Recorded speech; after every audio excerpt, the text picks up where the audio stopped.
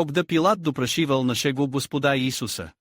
Потому что евреи обвиняют Иисуса. Он хочет стать королем. Но Пилат допрашивал Господа. Нашего Господа Иисуса не был царем. А что насчет короля евреев? Пилат селшал, что Господь Иисус – царь иудеев. Но он не король евреев на земле. То другой мир. То не человеческий мир. То не евреи на земле. Так что? А Пилат решил освободить Господа Иисуса. Давайте посмотрим, что там было. О! Пилат сказал то и вшел к евреям. Я не знаю, в чем его вина.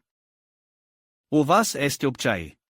На каждую пасху я хочу освободить одного заключенного.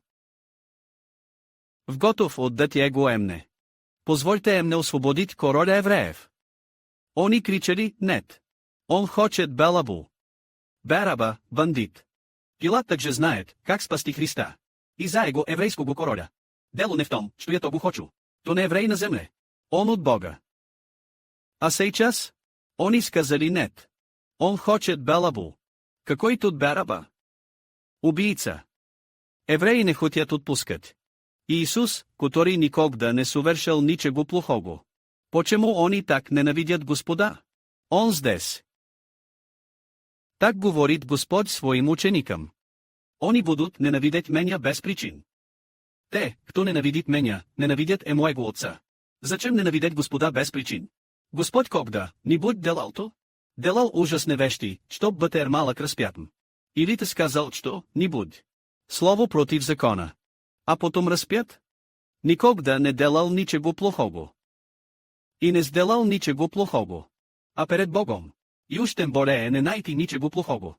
Тогда зачем разпят нашего Господа? То еврей. Ненавижу Господа. Кто ненавидит Господа? Ненависть к Богу. Потому что все, что делает Господь, делает Бог. Дух Божий сделал то через Господа Христа. Братья и сестры, понятно? В Библии се казано, что я должен оправдать своих врагов. Да, я хочу. Я воздам своим врагам. То Бог сказал.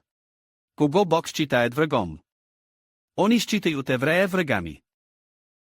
Братья и сестры верят? Евреи были избирателями Бога. Как он стал врагом Бога?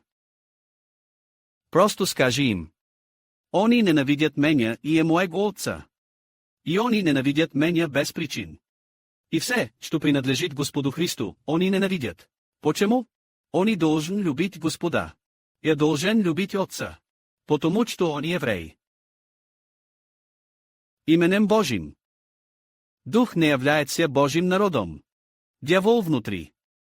Дети дьявола. Как то возможно? Братья иудеи. Разве они не евреи? Разве ты не читаешь закон Моисея каждый день? Разве они не служили Богу в храме? Почему ти люди, дети дьявола? То правда. Иисус говорит, что в не мой овц. Мой овц слушают мой голос. Иисус дал ясно понять фарисеям. Священники, евреи говорят. В не мой овц. К тому же, ваш отец, дьявол. Так говорит Господь. Даже Йоанн Креститель говорит о потомках ядовитых змей. Кто велел вам избегать гнева в будущем? Должен проявить покаяние. Подходящия плод. Не говорите, что сновидя Авраама. То сам Йоанн Креститель. Кто является потомком змей? Говори еврей. Священник говорит, что фарисеи. Они были детьми Авраама.